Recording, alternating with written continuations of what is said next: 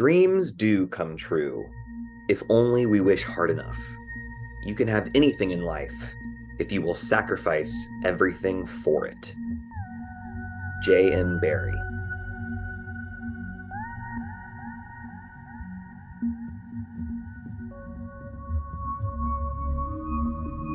The Dragon Pod, from Bending Not Breaking. Book 4, Earth. Chapter 8, Rex Igneous.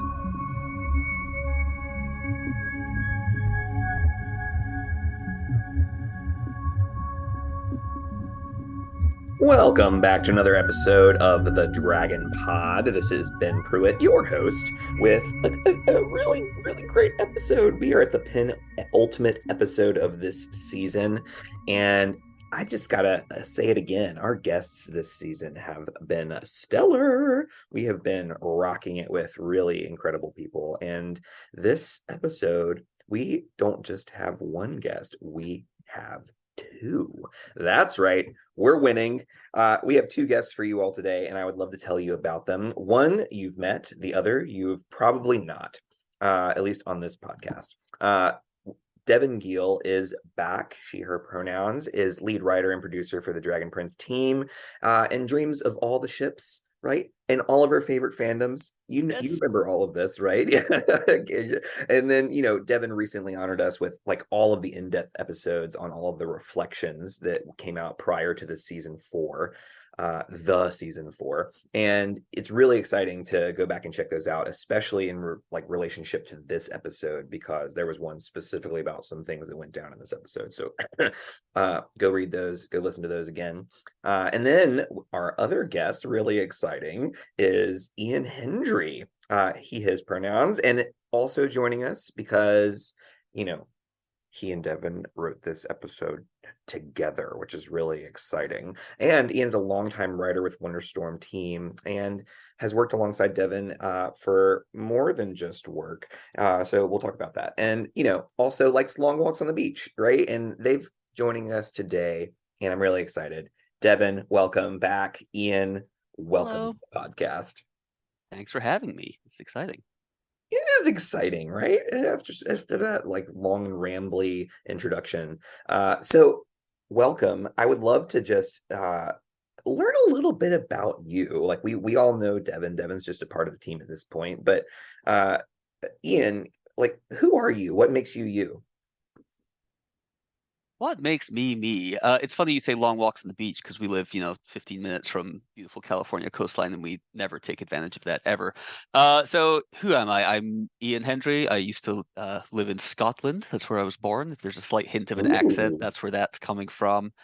Um, moved to America to seek dreams and fame and fortune, all the stuff people do when they come over to California. I'm Ended up looking out for you. with Devon, I guess. So that worked out fine. In terms of work, similar kind of work backstory to Devon. If you've heard the previous episodes, I used to work at Riot Games as a kind of like writer, creative kind of person. Was the kind of like writer on a bunch of champions from like 2012, 2013 era. Lord, that was a long time ago now. It sure does feel like a long time ago, doesn't Yes and no. Anyway, it? also dipped my toe there into like actual game design work. I made one horrible misbegotten creature called Clad. I'm really sorry if you're still a League of Legends player and that ever affects your life to this day. I'm still atoning. Um, and yeah, now I'm trying to bring some of that to a Wonderstorm. Devon and I, as mentioned, we are married and we've been long time kind of like writing partners on the show. We're in the same room now. Sorry for any echo on that front. But also Wonderstorm is growing, and my new current role, while I'm still writing on the show and so on, I'm also a lead creative designer on the video game that we are making, which I can't say anything more about here today. But if you're a Dragon Prince fan and you pay attention to our usual channels, you will learn more about that when the time is right. You heard it here, folks. All the cool things are happening, and you should pay attention. So that's really exciting. Wow. So I'm hearing a little bit about your work and what you do with Wonderstorm. I'm curious, what are some things that make you, Iain versus, some other random person that works for Wonderstorm? I almost wish Devon could answer this because she's the one that chose to marry me and all. Yeah. But what other things do I do? I mean,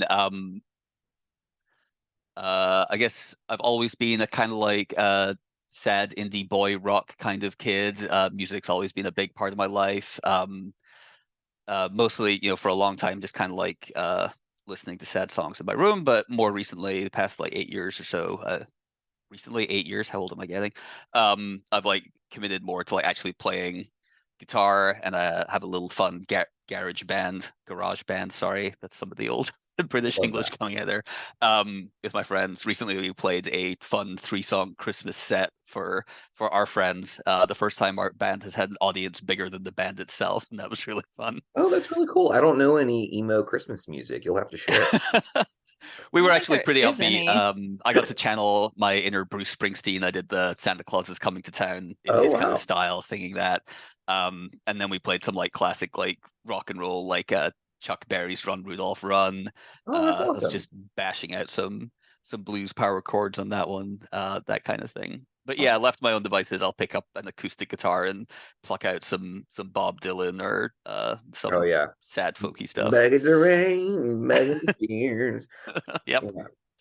Awesome. Okay, That's so actually literally a song I was just learning a week ago. What a bizarre call. Call. you mean Bob Dylan? I'm not going to go with like the mainstream song. I'm going to go with the best song that he wrote. Devon, how did Iain do? Was he being honest, or what's the deal? What did he That miss? was really honest for him. I think just to roast him for a second, Ian's usually a little bit. I don't want to say shy, but like you're a little reserved. You don't talk about yourself quite so colorfully. But I try to encourage him to do so because I think he's obviously I married him, so I have to have some good opinions of him. And I think like One or at two, work right? at least he's warm, approachable. He's actually one of the best communicators that I know professionally, which I struggle with because I'm like a weird little grouchy hermit who doesn't like people very much. And You just Iain described is me. way that's a lot of people. A lot of people have this like personality flaw, or benefit. I can't, yeah. But Iain is wonderfully communicative. He's just good at sort of like understanding the underlying, needs of people and their goals and stuff like that. And I think it makes him like really good at his job. Uh, I so love it. that's all the compliments I'll give him though, because we have a bit where I just pretend that he's the worst person ever. So that'll Uh, be for the rest of the episode.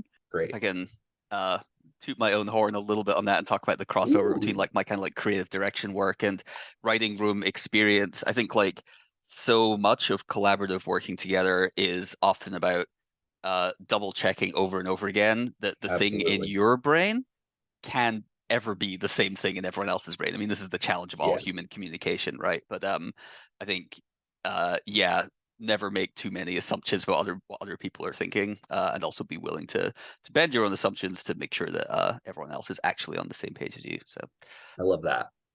Yeah, I mean, it's one of the core tenets of communication is just because you said something doesn't mean the other person heard it, and then it doesn't mean they understand it the way that you meant it.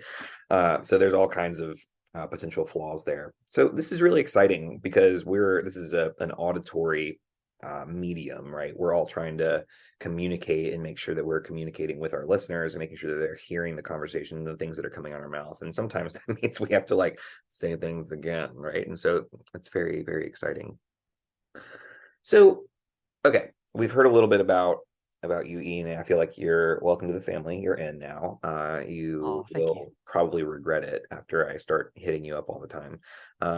But now that you are a part of this, you have the opportunity now to put Devon in the hot seat, and you can say anything you want for the next 30 seconds about Devon. What would you say? What would I say about Devon?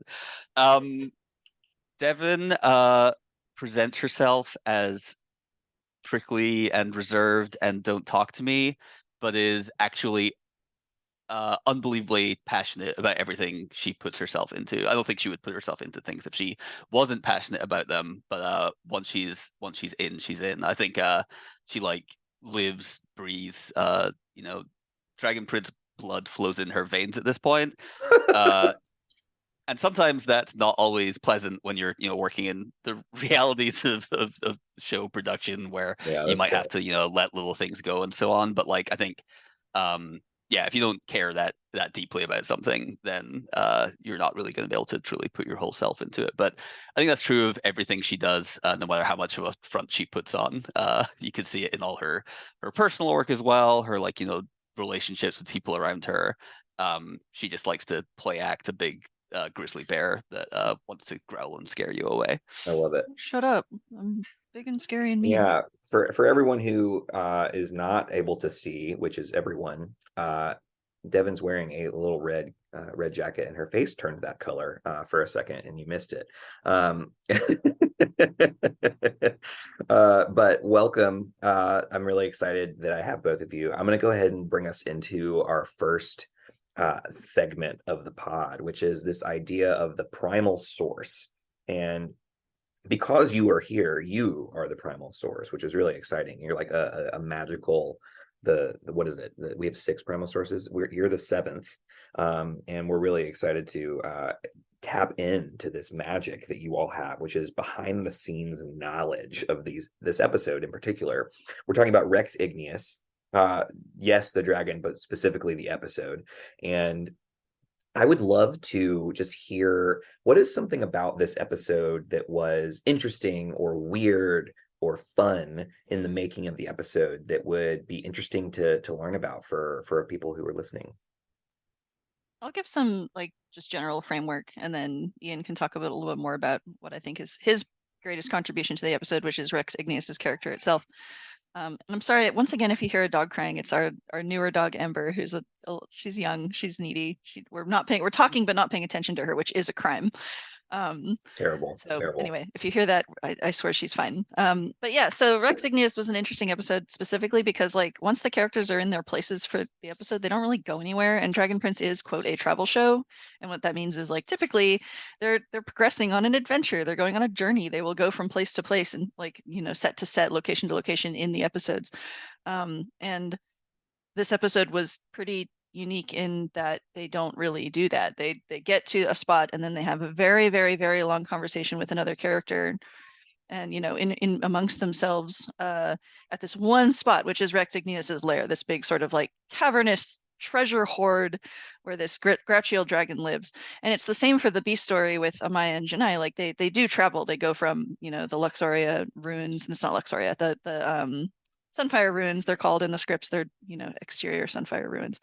They go from the Sunfire ruins to sort of just a hilltop to have their conversation, but it's the same idea. Like the focus of the episode is very much just like dialogue and back and forth, where which is challenging in an animated fantasy show where you kind of just want people to get to the swords and sorcery sometimes. But I really enjoyed it for that reason, because I feel like my favorite thing to write is dialogue. So this is one of my favorite episodes that Iain and I ever got to write. But Iain, if you want to talk a little bit about Rex, like I feel like he's kind of your invention. So very excited to learn about Rexy. Yeah, I mean, invention is a little far. Obviously, everything is collaborative. Like there's a kind of seed idea that grows. But one kind of like new cool challenge with season 4 and on into the future is that we actually had to understand the archdragons, present the archdragons as full characters, whereas before, in season 3 and so on, they do big speeches. Thunder confronts what he sees as the bad guys, and Zubea gives one beautiful soaring line at the very end. But now when we have actual long conversations with them, they will get to present more of who they are and what their characters, and that is also just required to write an episode focused on lengthy conversations back and forth with a character to really know who they are. So I think we needed like some kind of like seed idea for what sets apart Rex Igneous from any other dragon. We couldn't just have a kind of like big booming voiced speech maker. So the kind of like nugget for me came from the fact that he was kind of posing a riddle, a question to the characters, right? Like they needed an answer, and then there were going to be some challenges to them getting to that answer. That was kind of the starting point. And I kind of thought what would be fun, the whole room was kind of like noodling and trying to give references and so on what this character could be like. I'm just trying to think about like what's the kind of like aura that some kind of like riddle maker dragon might be giving off. And I don't think it like came across all the way to the end, but the phrase that kind of like popped into my mind was like the Oscar Wilde of dragons. Like I almost imagine like if we had a Oh. dragon-sized like chaise longue, he's just lounging across and he just like kind of enjoys that like his audience is not fully in on the on the riddle as he is. He really enjoys that they don't know the whole story and that he's kind of like toying with them and playing with them verbally and so on. So that kind of like was the starting point for the character of Rex Igneous, and then we kind of like I thought it was really cool that the set designers like ran with that. Like his entire chamber, it's obviously a dragon hoard of great treasures. He's like a person who enjoys the finer things in life, but it's also a gigantic bathhouse, right? Like he's just living that life for hundreds of years now. This is The where he's boy likes decided to to relax. retire to. Yeah. He does, yeah. And there's some small details that you can kind of catch, like there's big kind of like Roman style columns as they're trying to flee in the next episode and stuff like that. So yeah, there's a lot that was kind of like a big part of his set was his big luxurious dragon sized bathhouse. Yeah. So yeah, that was Definitely kind like of Rex Luxy, like Rex yeah. luxurious, like more than Igneous, right? Like I that think should be part a of the Oscar Wilde reference to me was like, okay, so also a little bit petty and a little bit sassy. And so like that I think that came manifested through. a lot too. Yeah, I think, as the starting point of like the toying riddle maker figure, I think we just kind of like really ran it down and it played into some of the like, deeper character interaction history that they get into later in the episode. So yeah, fun Very character to exciting. fun dragon to write for.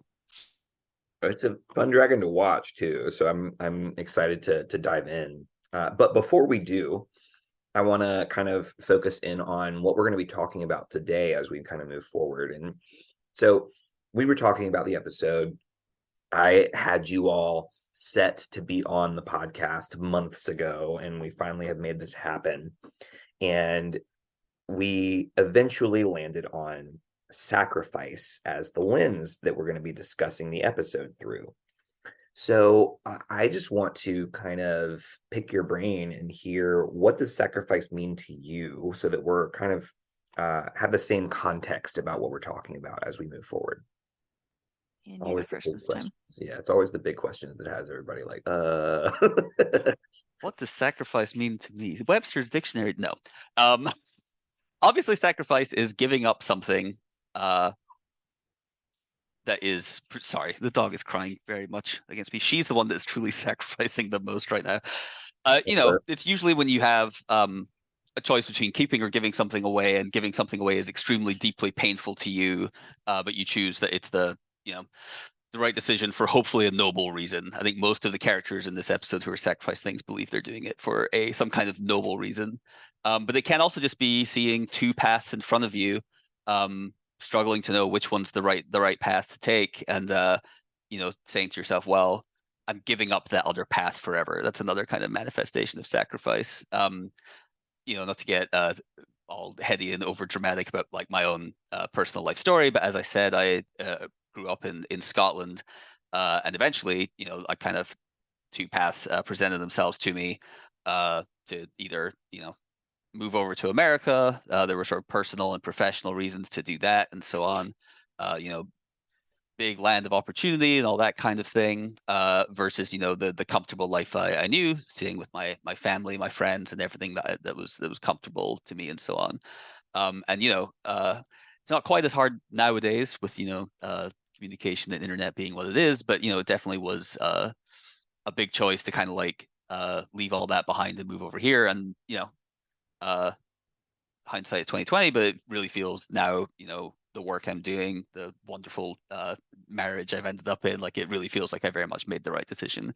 But sacrifices are real, especially the past 3 years of pandemic time. I just couldn't go home and see my family for a really long time, and there's only so much. Sorry to the two people on this call just now, but Zoom calls can only go so far to like to make that kind of like connection again. But we did get to go back to see my family in September of last year in beautiful Bonnie, Scotland. So we got to recharge there. So if you're careful, sacrifice doesn't mean to always have to mean giving something up completely. Yeah. And I think that's an interesting component of sacrifice is a lot of times when people like the think sacrifice, it's often in context of sacrificing one's life in order to like being a martyr for a cause.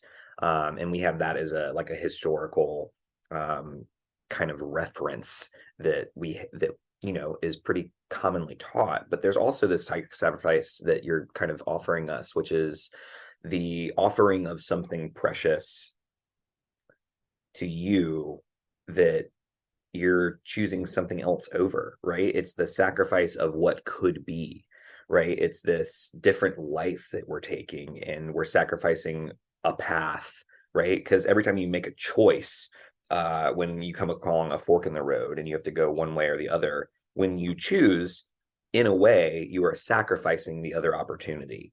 And that doesn't mean that the road might not bend back and take you to that opportunity at a different time, right? And so there's this weird thought of, well, if I lose it now, then it's never going to come back. And so there's this element of the extremes with sacrifice that makes me really nervous, because I don't think we should be like, there's a very common expectation is like, oh, we should be sacrificial and all, like every sacrifice thyself, be there for others, and like, but at the same point, when that's taken too far, it's very problematic. And so I'm really kind of excited to learn more about this. There's just a lot going on here. Devon, is there anything you want to add to the unpackage of sacrifice before we dive in?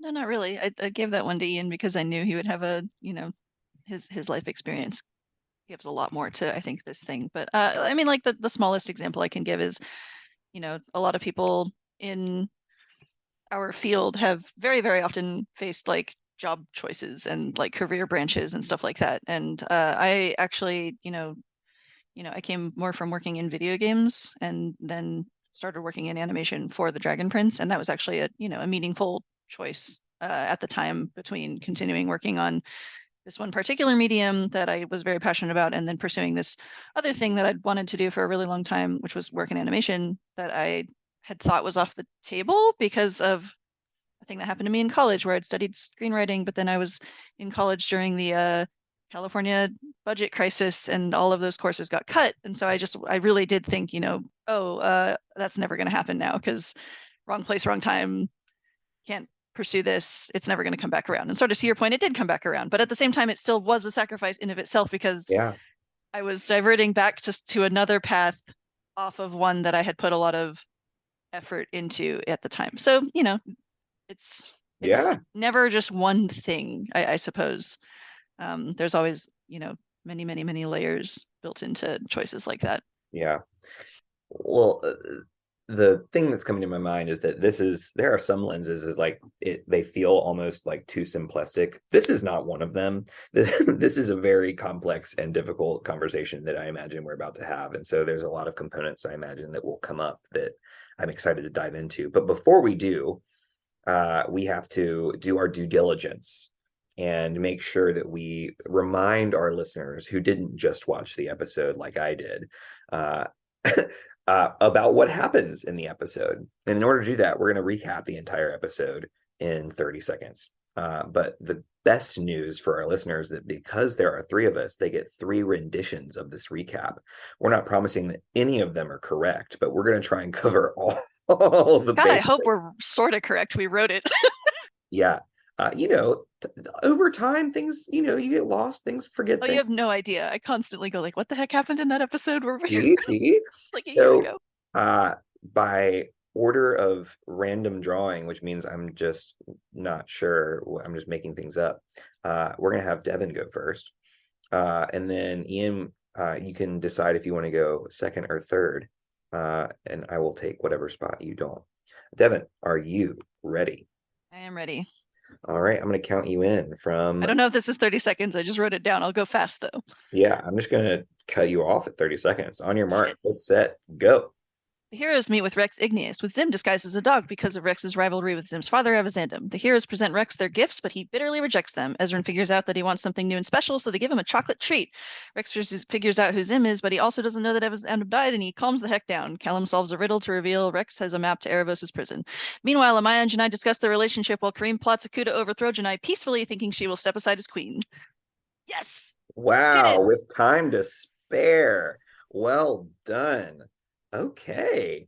I probably forgot something important, but Yeah, it happens. Things go down. All right, Iain, you want to go next? All right, I didn't write anything down like Devon, but we'll see how this goes. That's how the best recaps happen. All right, I'm going to count you in. 3, 2, 1, go. The gang arrives at the lair of Rex Igneous. The whole point is that he should know where Erebos is, but they don't, and they need to find him because he's going to end the world or something. Problem is, Nathan, their little elf companion, said that they need to bring gifts, but no one was paying attention to him because I guess they thought he was annoying or something. So they don't have any gifts. So Rex is like, well, give me some gifts. And then they give him some bad gifts. But then Ezra figures out a good gift. So eventually he says, okay, well, you can ask a question. They ask the question. And he says, nah. And he says, what? And he's like, all right, well, actually, I do have it, but I don't, but blah, blah, blah. Did I run out of time? Okay, cool. Time. Well done. Yeah, I mean, Super. that was like 1 second over. That was pretty good. I mean, that was really nice. There were 2 other plots, but who cares? Yeah, I mean, listen, you can't win them all, right? See, I just cut Nathan out of mine entirely because I was like, nobody has time for this little dude. Same for our main characters, apparently, because they didn't listen to his light touch on the fact that maybe they needed to bring something for this big dragon. Ding, ding, ding. Nathan. All right, so who would like to count me in? I got it. All right, whenever you're ready. 3, 2, 1, go. All right, so Zim is like, yo, Rex like my mom, and it's awk, so like make me look like a dog. And then Kareem is like, no picnics are bad, and then he harms himself to make a point. And then like bleeding hand willy-nilly on the table, like what's he doing? And then Rex was like taking a really nice bath before he was rudely interrupted, and the gang offers him trinket gifts, and he's unimpressed, so Ez feeds him. Turns out he's a foodie. Amaya likes like 2 cakes, so not 1. And then Zim gets mad at Rex and bites him for mocking his pops, and then Kareem is like, ego, Janai's a quitter, and then Rex doesn't know where Arvados is, and Claudia shows up and puts everybody to sleep. Oh, that might have been the most useful one. No, Devon's was really good, actually. Devon's. I forgot about Claudia showing up at the end. I was like, the end is when Callum says, I got the riddle.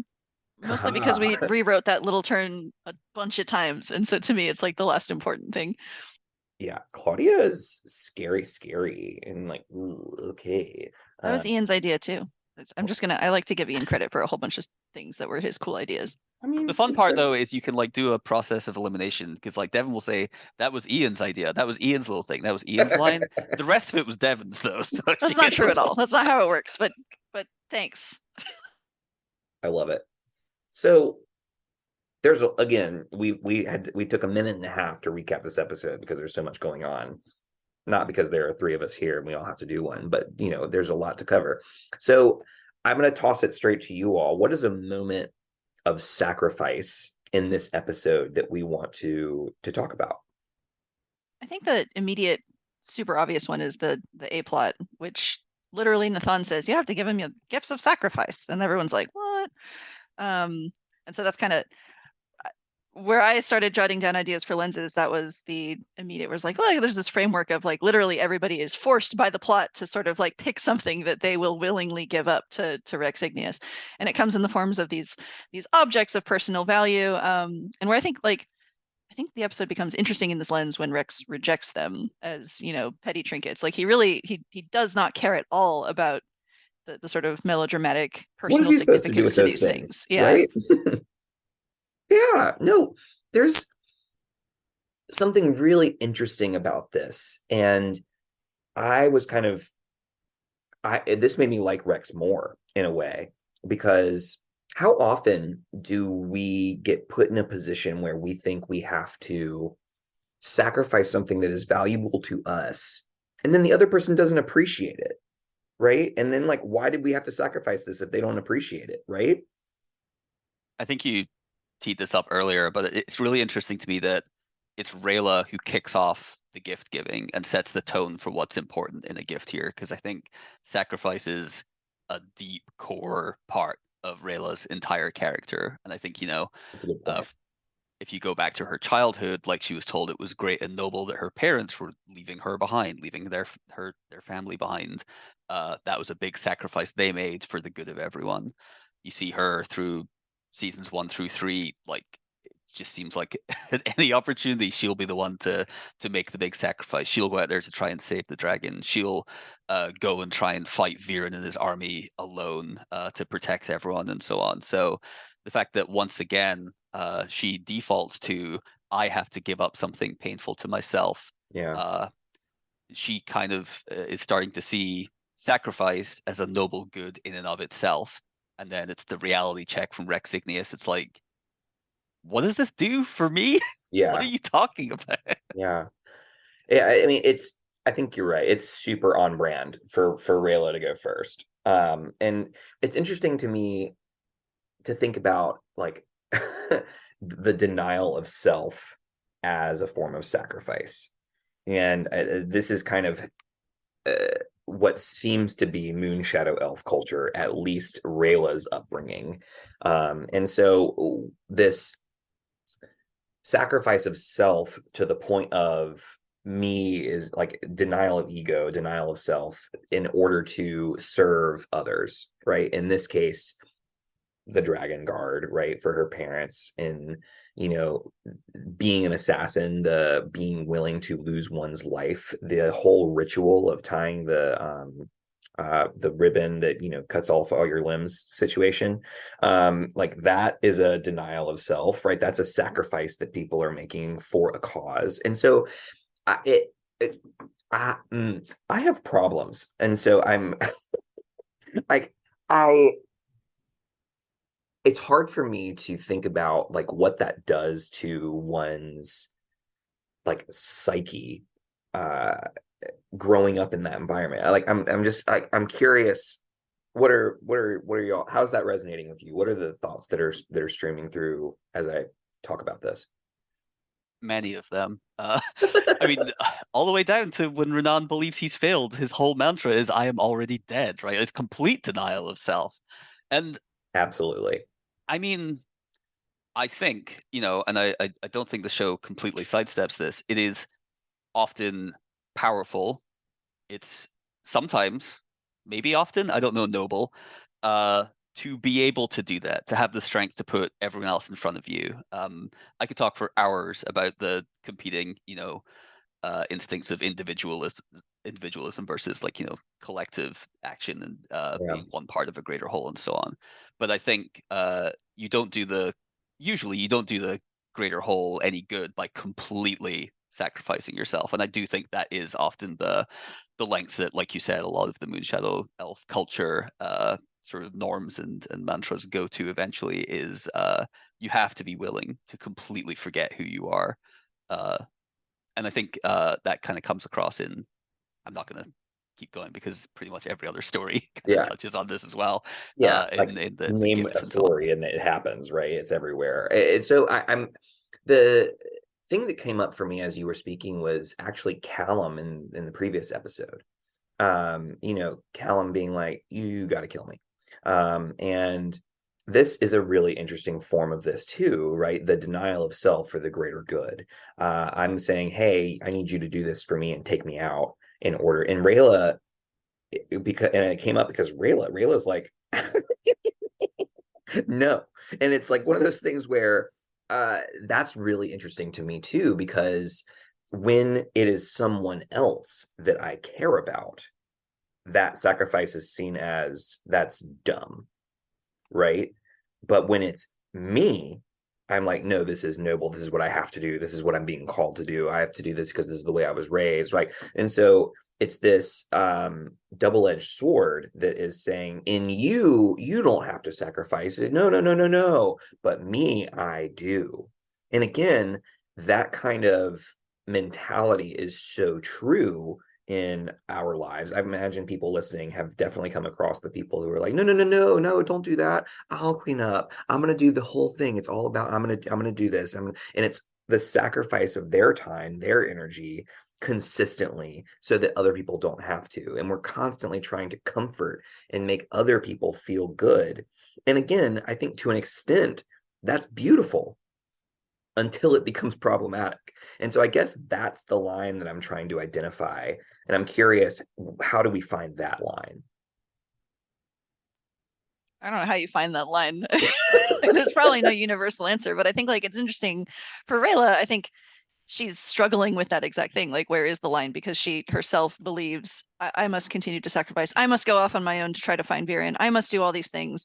But Callum, you don't have to. And it's sort of like he's a little bit exempt from her entire philosophy because her philosophy exists in some ways to protect him. Like the whole reason she left between seasons was to quote keep him safe, but she really only ended up hurting him and herself by doing so, despite the fact that it suits this greater philosophy of quote sacrifice. And I think that's for what some happens. Greater good. Yeah. It's like you do, if you blow yourself up to like protect the people around you that care about you, like you're hurting them too, right? Like because they care about you and they want you there and they want you to be a whole and functional and present person in their life. And so it's an impossible question to wrangle of like where exactly that line exists of where you stop giving pieces of yourself for that other person versus where you preserve yourself because you are the thing they care about in the first place. It's truly impossible. There's no way to solve this, which is why we explore it in fiction.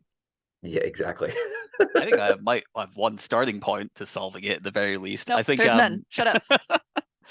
I mean, Ezran's gift, the third one, is his crown, right? And he talks about the symbolism of like, he's always thinking about his dad's lessons, what his dad did in life and what his dad was striving to do by the end of his life. And, this big message was try and abandon history as a narrative of strength and try and see it as a narrative of love. And I think a big part of love, I think, like you said, you can get into that toxic, like taking your pain and putting it on me, being willing to do that can be a part of love, but it's not always truly understanding the person on the other side of that relationship. And I think, I'm not sure if we were consciously thinking this, but I can imagine Ezran realizing that the difference between a narrative of strength and a narrative of love is that love requires much more understanding. You can simplify strength so much more. You can turn it into a winner and a loser. The strong conquers the weak. But if you're going to move forward with love in a way that's going to grow everyone on every side of this equation and so on, it's going to take a lot more work and a lot more understanding. Whereas, like you said, I think Rayla can sometimes simplify to hurting myself is clearly a good that will help this other person because I will take that hurt off of them in some way. But that's not truly going all the way to being empathetic, to being understanding, to truly digging deep into what both you and the other person need, because you both do need each other in this one-to-one example. But then when it comes to like entire nations of people and so on trying to understand, that's a whole lot many more people you have to try and understand to try and find a path forward that's made of love and not in simplistic forms of strength and conquering and so on. I have a few thoughts on this actually that I was pondering. And one, like talking about this crown is fascinating. If one, you haven't read the reflections, one, spoiler alert, two, go read it, three, listen to the podcast episode about it. So this crown is fascinating because one, Ezran's wearing it right now on this trip away from home where he's not on the throne, and he chooses to have this with him and wear it, nonetheless. And this is one of those things where I bet that thing is not comfortable, right? Like it's a piece of metal around his head. And so I'm sitting over here wondering, like, that was a conscious decision to probably bring this, right? Or it was an unconscious. He's like, oh, I left. It was really quickly. We left. We got on Dragon back, and like, oh, well, I can't put it down now. And so it's like there's a couple options here. But in my head, the story I'm telling myself is that was something that Ezran felt like he needed to bring with him and keep with him, and as a reminder, as a thought process of this sacrifice in a way that he made, right, to assume leadership of this country, right? So one, that as a sacrifice. Two, literal sacrificing of his father's sword in order to transform it into this crown. And then three, to sacrifice that and that, like this whole message in giving that to Rex Igneous is really fascinating to watch that trajectory. So with Ezran in mind, the language that comes to me in terms of helping us identify that line, so to speak, of where sacrifice becomes problematic is boundaries.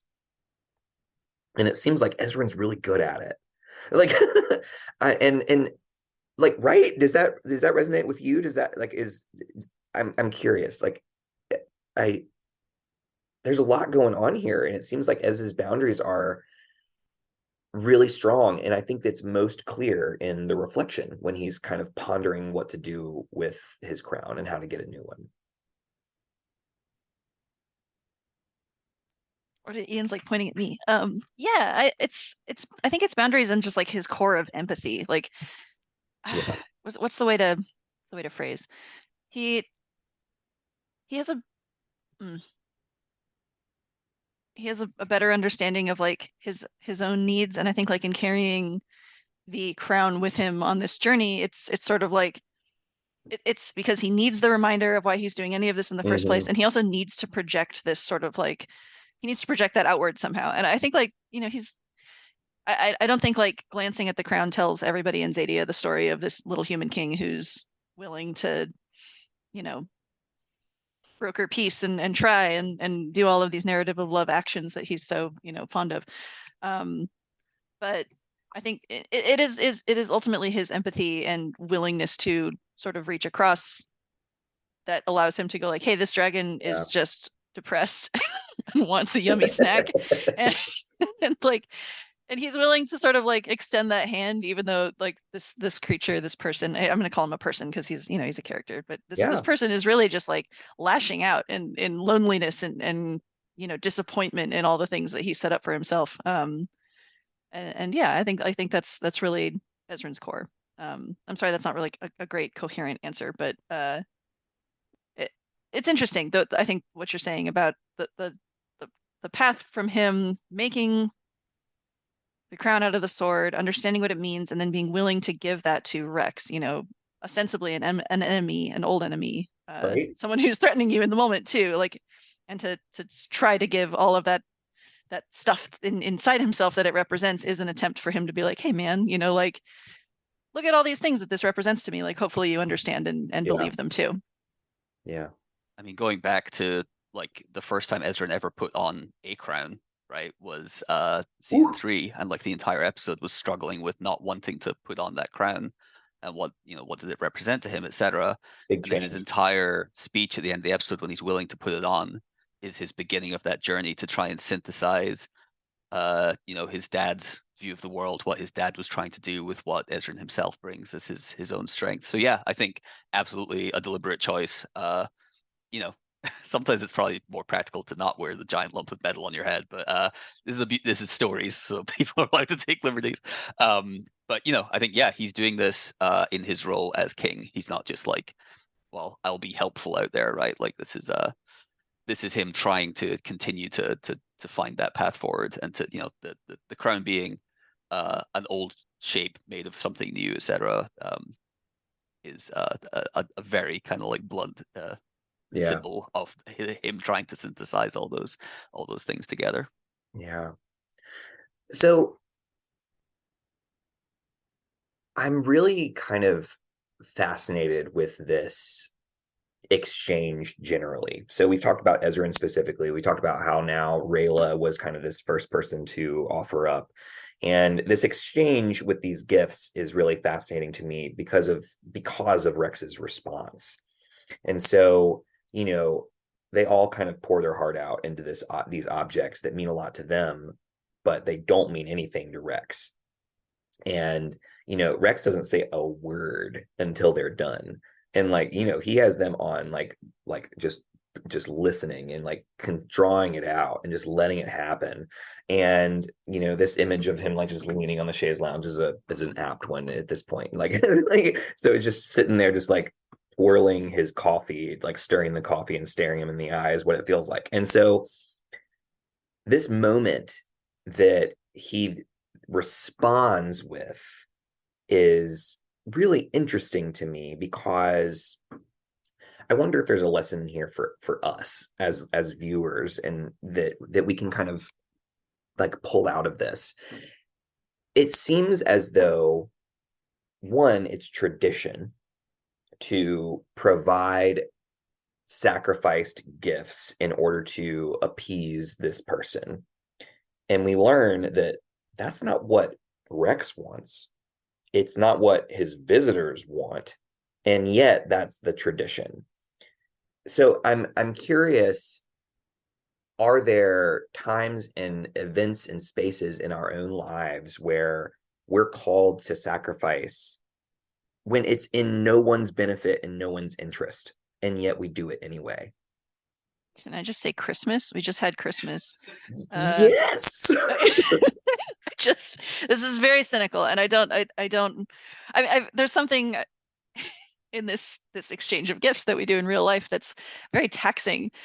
You have to do capitalism to do it. You have to spend money that you could otherwise spend on food, but like it's rooted in this idea of like, oh, the way I express my affection and love and appreciation for this person is by giving them a thing.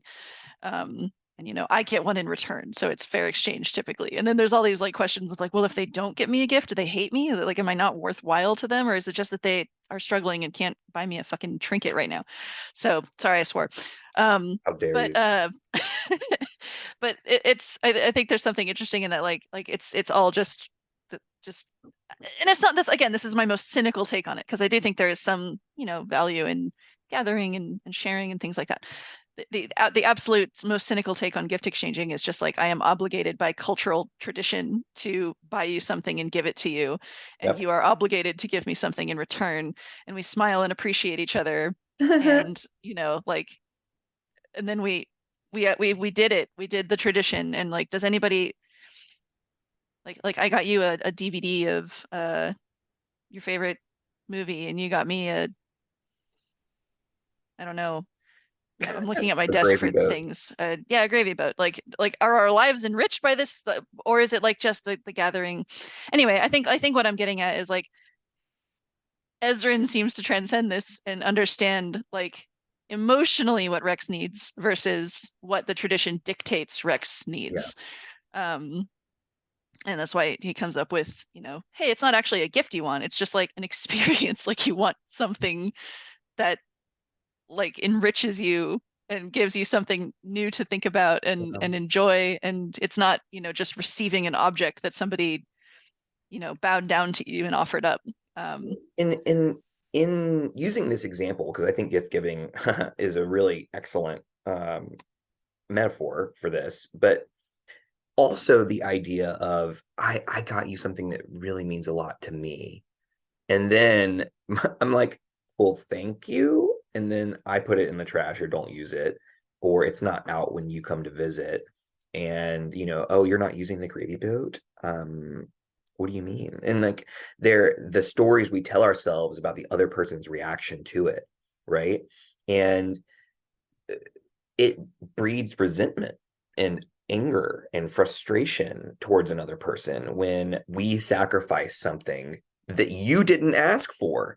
And it's like, there's a problem with this as a requirement of a holiday, one. And it's not just Christmas, it's birthdays, it's all kinds of things, it's any exchange of gifts, really. And I guess it begs the question,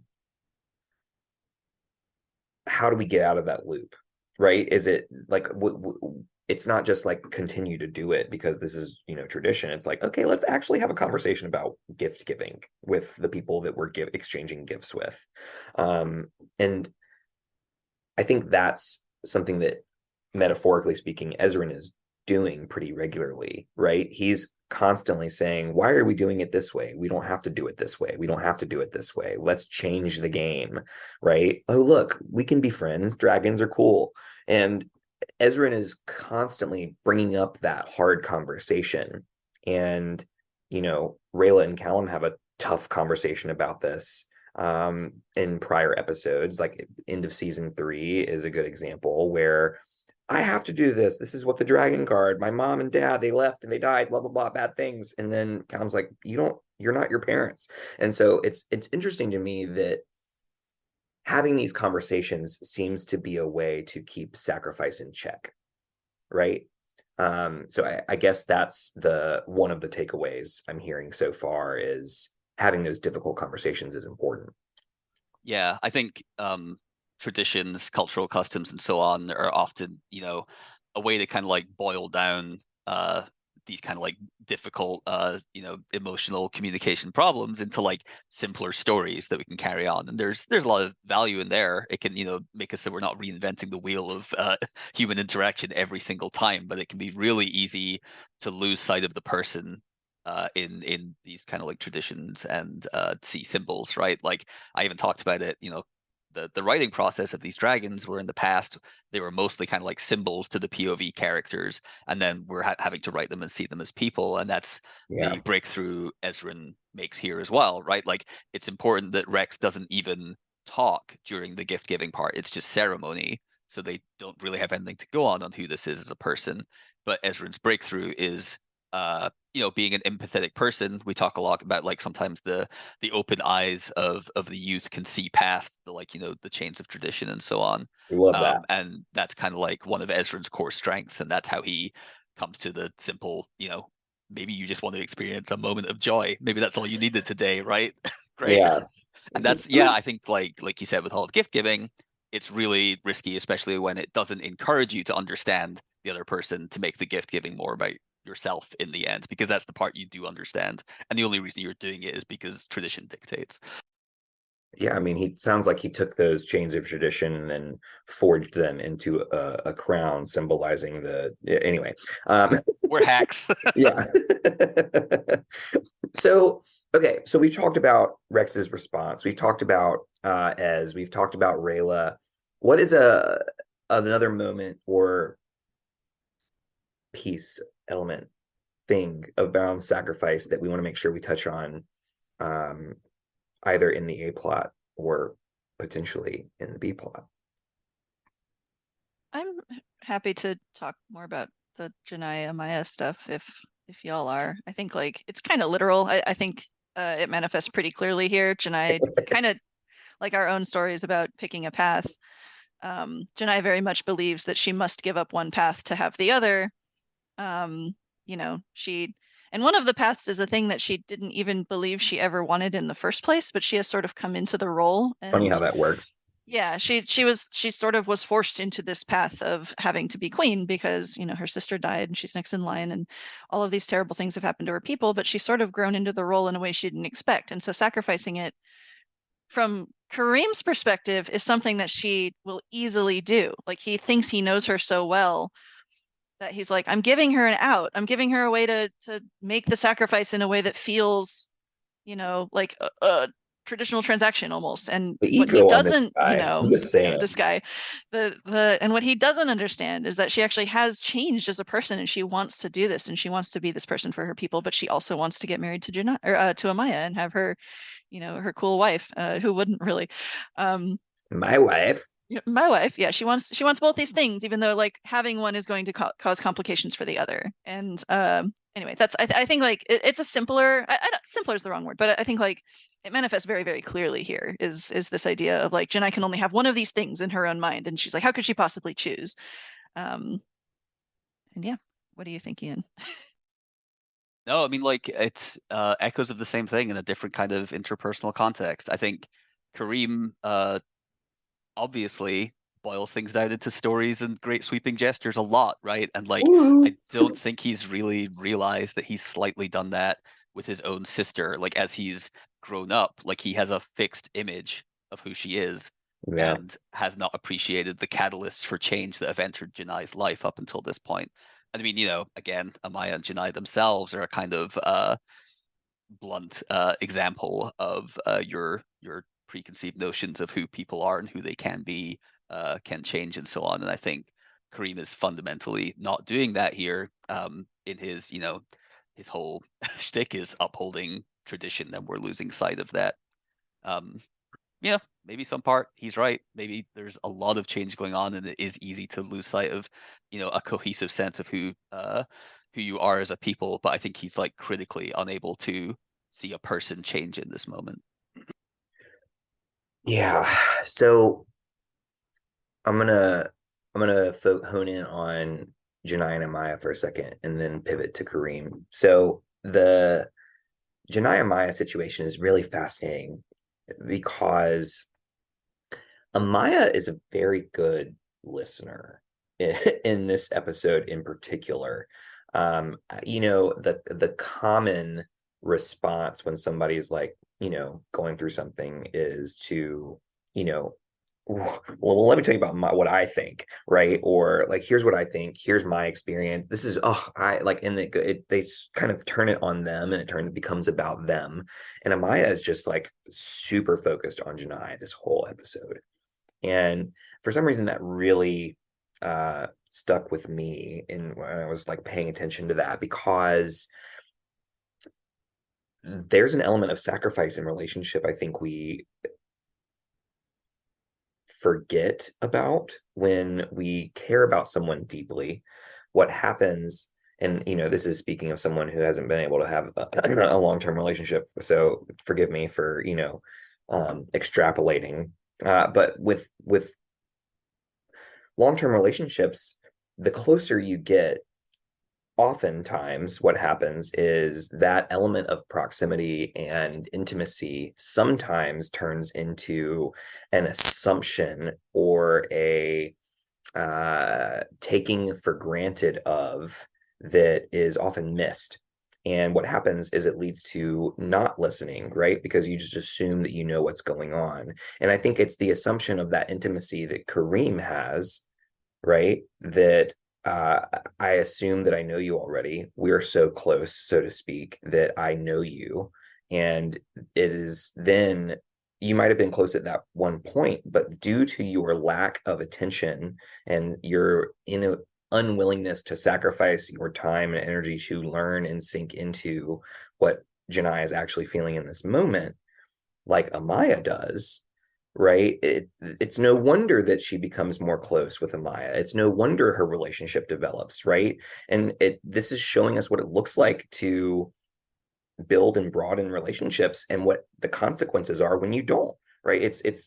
I see them very closely together, right? And how's that resonating for you all? Is that ringing true, or is that like totally off the wall? Oh no, that's 100%. I think like and this is a little awkward just because I'm literally doing this podcast with a person I'm married to, but there are conversations where one person is struggling, and it's actually really hard for me to come to Iain a lot and just be like, well, here's what I would do in your situation. Like sometimes I'll do that, but oftentimes it's just like, hey man, that's rough. Like what do you actually want out of this? Like what do you think, your feelings are saying here? And I think like, and I'm not always that good at that. I don't know if this isn't couples therapy, but I think like when you're at your most like self-aware about like your presence in the relationship, you put a lot of your own experience aside and say like what do you like, I care about you as a person, so like what do you want out of this? Like you're expressing to me all of these struggles and these choices that you're like agonizing over, but like what's your gut telling you? And talk more about that rather than give examples of like, well, if I were in your shoes. That's not always really helpful. It's not really listening. It's sort of just like taking the reins from the other person. And I think, yeah, Amaya in this situation, I think she probably could talk about like moments where she's felt like she could only have one thing versus another. Um, but she doesn't. She literally turns it on Janai and says like, what do you want? Like, what is most important to you? And Janai ultimately says like, both things are incredibly important to me. Like you're incredibly important to me, but like this position that I've been put in, even though I did not want it, has become incredibly important to me as well. And then so that Janai's answer, and she does it or Amaya's answer, and she does it very cheekily, is then you should try for both things. Like and I will support you in that endeavor. And I think, it's a strength of their relationship that Amaya is able to like wait to weigh in on the conversation until Janai has gone beyond just like, well, here's my path. And then, wait till she says like, well, here's how I feel very bluntly and honestly about those paths in a way that's about me and not like what those paths mean for other people. Fascinating. Yeah. I just had a weird thought. Being cheeky is, like referencing cheeks, but at the same time, Amaya's not actually like speaking. So I was like, is it being handy? Like, is like for someone who is signing, That like, has a different meaning usually. right? It's Like, different. No, but I um, do want to pick up on something like Amaya as great listener is yeah, just yeah, yeah, kind of a wonderful thought, right? I mean, like in the absence of the most literal, obvious form of listening, I think she's become unbelievably good at all other forms of listening, being aware of things. And this, has obviously manifested in like battlefield command. She's obviously had to kind of compensate somewhat. And but you remember in season 3, she hears, Janai summarize a situation and she's like 3 steps ahead of what this means. She knows who Viren is, blah, blah, blah, all that kind of thing. And another part, this was kind of back to the inception of the character when we're, learning about kind of like, deaf communication and deaf community and so on. A lot of the times they don't have patience for ambiguity and confusion in a kind of conversation. I think that can give someone like yeah, Amaya a great strength to be like, you're overcomplicating. I am listening to what you're saying, and I promise you, I can see the heart of what we need to cut to here. Cut away all this other stuff. Cut away what people expect of you. Blah blah blah. What do you actually want? And then the other part, I think sacrifice, as we kind of said with Rayla, is a thing you can kind of go to simplify as well, but in the more harmful way. It's like, no, there might be difficulties. It might be challenging to get both of those cakes, right? Like, but you can lean on other people, lean on your wife to be. We can work this out. We can work together. yeah. We don't have to just like cut something off because we've artificially constructed a narrative that there are 2 paths that diverge here. Yes. And that's the thing that makes me frustrated, right? Is that people do this all the time. It create this false choice. Like you don't need to choose between these 2 things, right? Like, and that is so often the case. Like it grinds my gears. I worked with teens for a long time. Like teens having to choose their major and choose their college and choose make these huge decisions so early on. And it's like you can change your mind. Like you're allowed to change your mind. This is not a choice. You're not locked into this forever. You have a long life ahead of you, right? And I think that people put so much pressure on certain decisions that it often leads to this belief that it's one or the other. And I like, how do we ease that burden on our loved ones?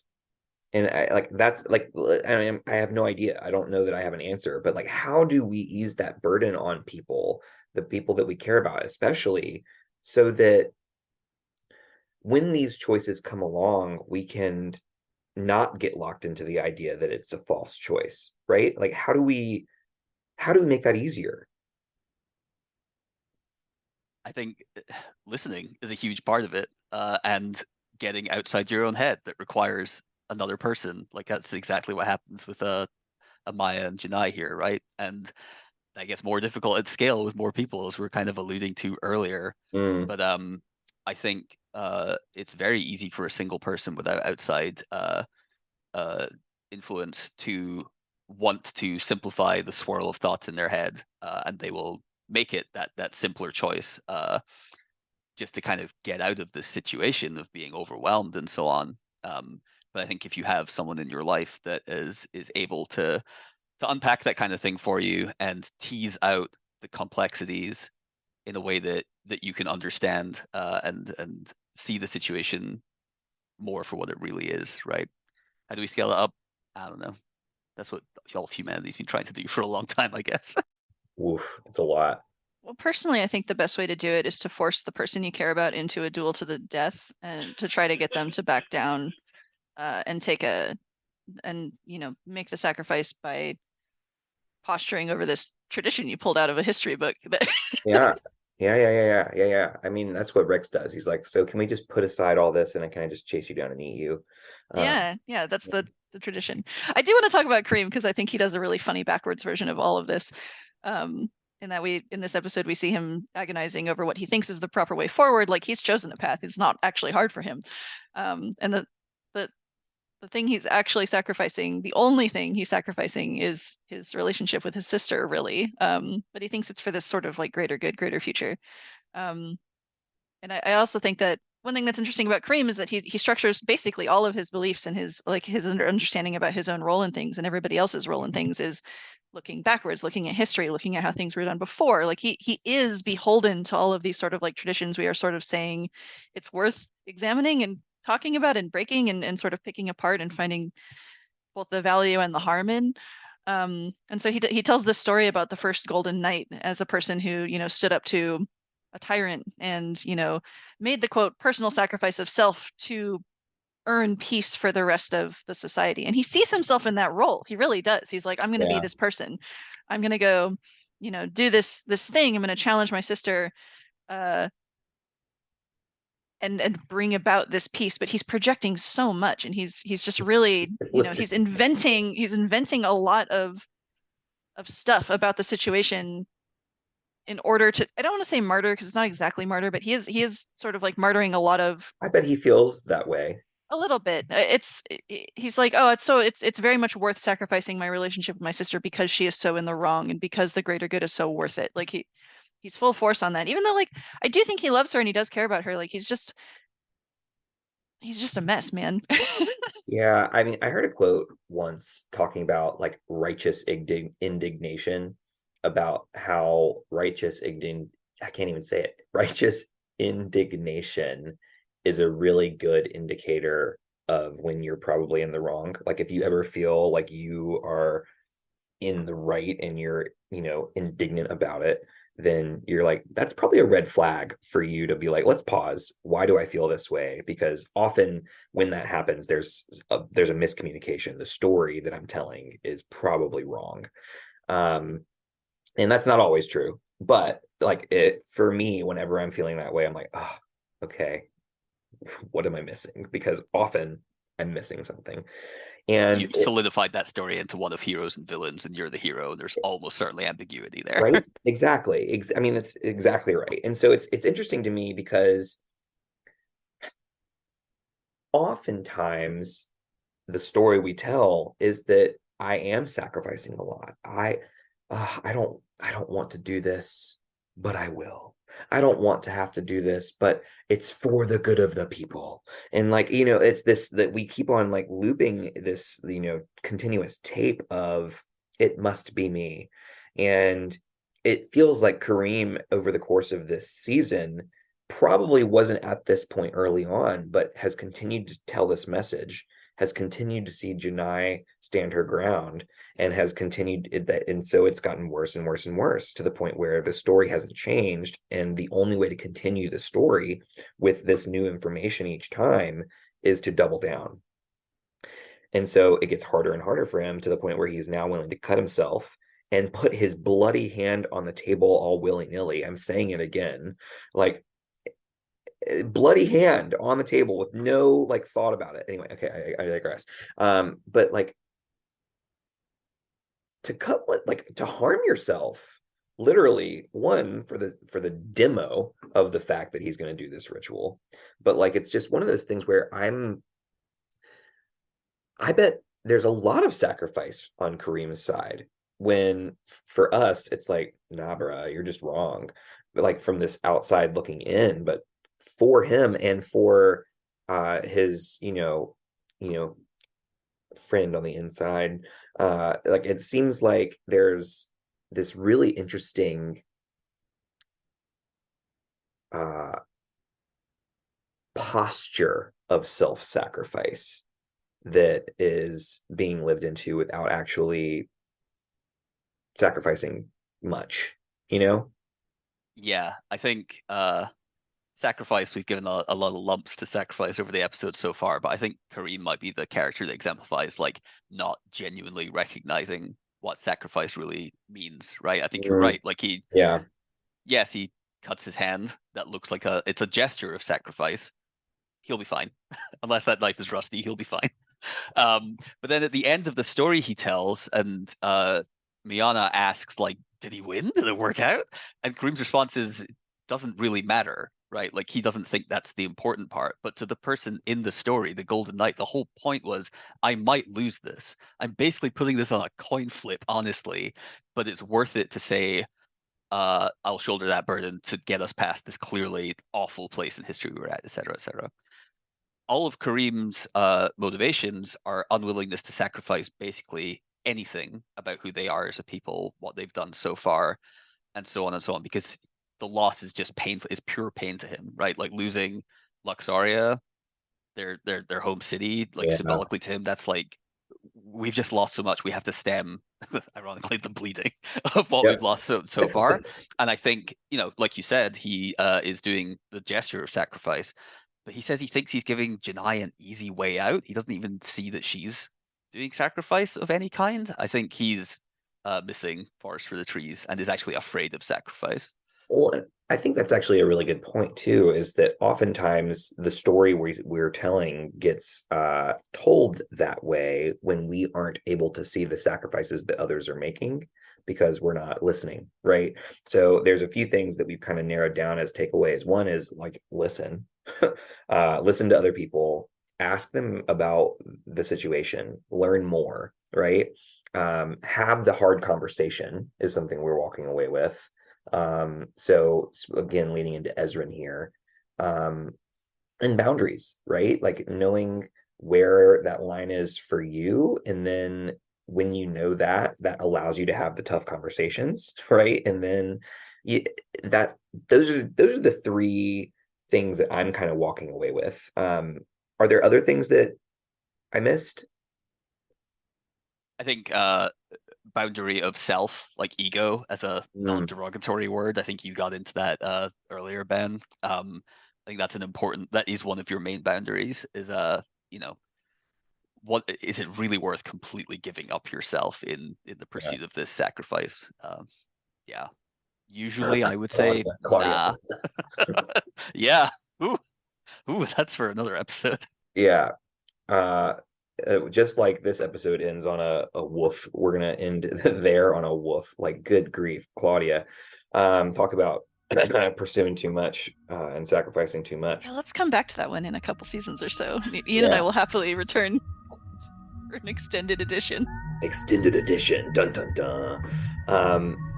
Well, we're gonna leave you all on a hanger then. We'll be right back in your ears shortly.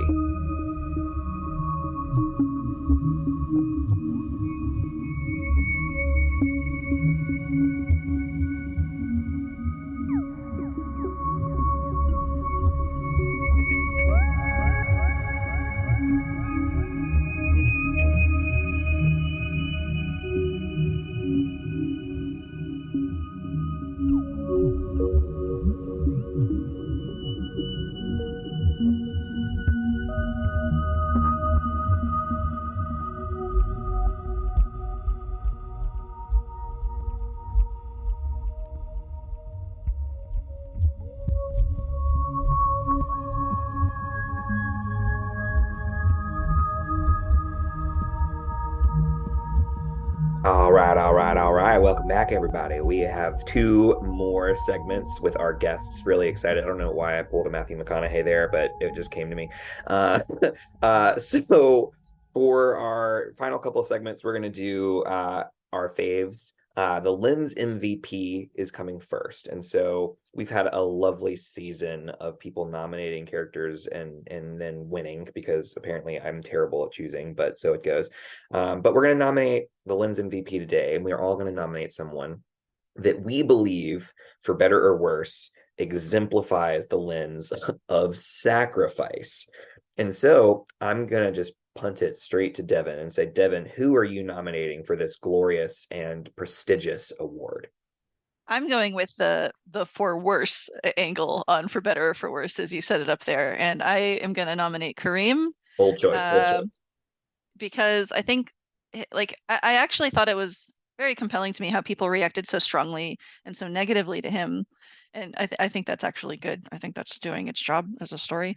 I think, all of his own beliefs and all of his own ways of posturing himself as someone who is making sacrifices, as someone who is defending, his community of people from needing to sacrifice, and yet how he is doing active harm to all the people around him in this pursuit actually says a lot about what sacrifice should mean in a more, empathetic and constructive and I don't want to good is so neutral, it almost means nothing. But like a version where there's some forward progress happening in any capacity, he's doing none of that. And so I think the strong reaction actually tells kind of exactly the story that we wanted to get out of this, is that like all of these things he thinks are very true and he believes them so devoutly are in fact the opposite of what, you know, he thinks he's doing. And so I think Kareem believes a lot in sacrifice in a way that actually gives up nothing. And I think that's a very interesting way to look at the downside of the lens we have chosen for this episode. So Kareem, my boy, my horrible little man.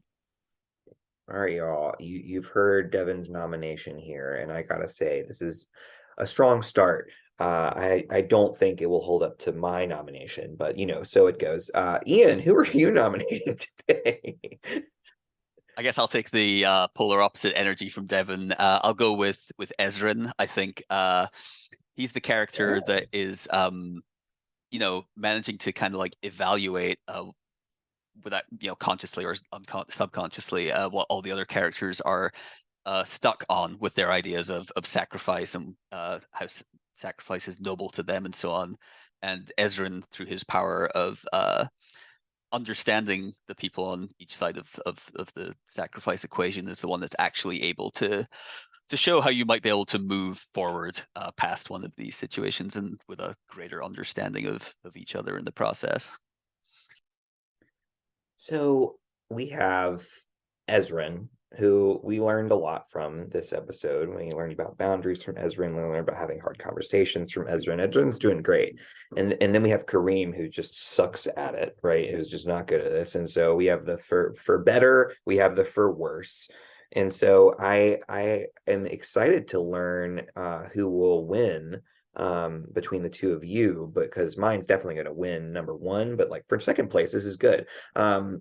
So for me, I am going to go hard in the paint, and I'm going to nominate like the clearest answer here, which, like, y'all, it's Rayla, right? And I just want to let everybody think about it for a second, because Rayla was raised to sacrifice. This is like her whole, like, she breathes sacrifice, y'all, right? She's growing up, sacrifice, turning left, sacrifice, going to a dragon's lair, sacrifice. And so she's like, number one, she gives up her blades first, like, and she talks about her dads that are like not her dads but her dads, and it's like it's this lovely thing where she's giving it up. And I do think it's for the worst. She does it too much, right? This is almost like too much sacrifice, but I do think that Rayla will probably take the cake here on the sacrifice limb, and I don't think she needs any more explanation. What do y'all think? I agree. I think you chose the pretty obvious like Oscar bait style nomination, the Whoa. 3 hour weeper by the big name director. Might not be the, you know, the one with the most nuance, but Yeah, someone's got to stand up for the obvious choice. Awfully bold of you to choose the character whose core, you know, one of her core character motivations is this ongoing sacrifice theme. But yeah. Considering how I lose every time, they will find a way to vote another way. Like the listeners do it in spite of me, I think. No one will ever vote for totally unpopular character Rayla. Yeah, exactly. Yeah, right. Yeah, unlikely. But, yeah, I mean, like Oscar Beatty is fair. I mean, definitely, like, it's like throwing out Banshees of Inisherin instead of Everything Everywhere All at Once, you know. Anyway, so it goes.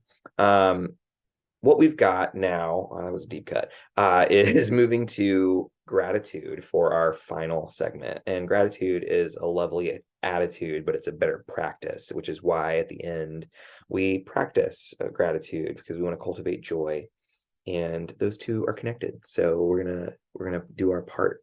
So with that in mind, talking about characters that we really are grateful for in this episode. And I'm curious, Iain, if you don't mind, I'd love to have you go first, sharing a character that you're grateful for.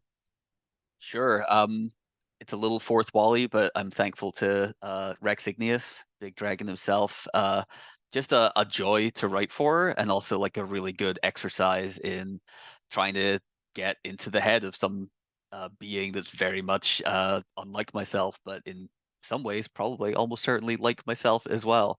And then also just I think he brings me the most joy to see on the screen in the finished product of this episode as well. So Lots thanks, of Big fun. Rexy. Yeah, big fan. Oh, I love that. Devon, how about you? Damn it, I was literally going to say Rex. We got for a lot of the same reasons, but Gotta be quicker on the draw. he's super delightful, and I'm also he's part of the reason that I think like both of us are incredibly proud of this episode, because I love hearing all of, and the actor was a great piece of it. Like he really brought the character to life. And by the way, like one of the greatest joys of our jobs, I think, is watching voice actors get to be dragons, because like there's like adult human beings. He's an older dude. Like he just was having the time of his life being a dragon, and it's just so fun. So I'm adding to Ian's because I'm agreeing with him, and then I think like for my own more to just the theme and the lens of the episode, I want to say Ezra and Amaya, because I think they both do this, but they both have this, I'm the type of person to overcomplicate everything and freak the hell out because there's too many choices, there's too much going on. I'm mad about it. I'm getting prickly. I'm getting all Rex Igneous about it. But I think like Ezra and Amaya both in this episode listen and present answers that are way simpler than the type of person like me would ever imagine on their own. And so I think like I'm grateful for people like Ezra and Amaya who give you answers that are far more simple than you can come up with yourself. Yeah, I hope love I'm it. always there to encourage you to eat both cakes. Yeah, He really is. Like I honestly, there's some of our relationship in that where I'm the freak out haver and he's the one who's just like, can you hold on, just relax, like think about it a little bit more clearly. So yeah, yeah. I love all of these things. You know what I'm realizing? We like I can't believe we didn't talk about it. It didn't really fit into the sacrifice conversation. And I think that's probably why we didn't talk about it. But like the sass level on Rex is beyond, like it is so good. Like I am here for it. And we didn't really talk about like how there's, I won't say clearly, but clearly an interesting like love triangle between Avazandum, Zubea, and Rex. And it's probably not for real, but like it's kind of for real. And the shade that he throws Avazandum until he realizes that he's passed is like it's pretty dark in that shade spot. Like there's a lot going down and like there's some salt. But some yeah, of my favorite dialogue in the episode by miles and miles and miles. And I think it's nice because like we haven't, and again, this is totally going off lens, but it's an angle to the perception of Avazandum that nobody has expressed until this point. The idea that fascinating he was just a too. big jerk, like he just Yeah, liked being a jerk, and he wasn't some sort of eternal protector. He was just yeah, being a bully in yeah, some capacity. And like there's some like how much of Rex's own feelings about Avazandum are coloring that versus how much exactly. of it is true to his character. It's all very messy. And I won't Yeah. say that the love triangle is canon, but we do joke about it, and we like to joke that that's the book Claudia is reading at the beginning of the series, The Love Amongst the Love Dragons, amongst the is actually what it dragons. is this idea. Again, totally not confirming or denying that that's the case, because I personally do love that interpretation, but it is very fun. Yeah, You say off lens, but he literally says, "Oh, Avazandum, the great martyred hero of Zadia." Like it kind of yeah. does get into his feelings about performative sacrifice, right? Like Rex feels a Mm. way about this stuff. Oof. Well, that was a detour. Thank you for entertaining me. I can't believe we didn't talk more about that. I could probably talk about that for a whole episode. But anyway, I digress.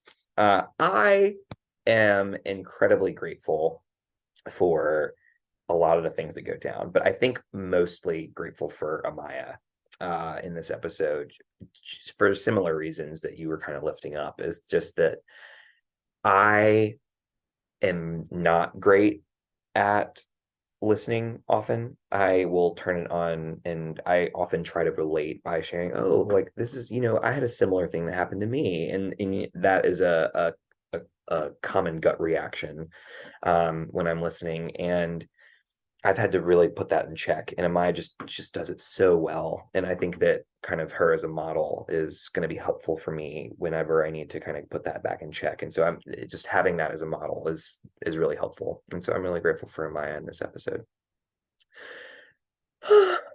Lovely. Oh, wow. That brings us to the end, y'all. We've done it. We've done the whole thing. Did we miss anything? I don't think we did. No? We have to give you gifts now? Yes, I accept gifts. No. Sure. Gifts in the form of Patreon subscriptions, everyone. BNB_pod. You can find us on Patreon, listeners. I accept all forms of financial gifts on Patreon. If you cannot afford a financial gift, you are welcome to give us the gift of a review. But also the gift of listening is really beautiful. We talked about that today, and that is also enough. So thank you for everyone. Speaking of gifts, Iain, thanks for the T-ball. Is there anything that y'all want to promote, or if our listeners wanted to find you, how would they find you and you want to be found? I've done this before, and I got nothing to promote besides thank you for watching The Dragon Prince on Netflix.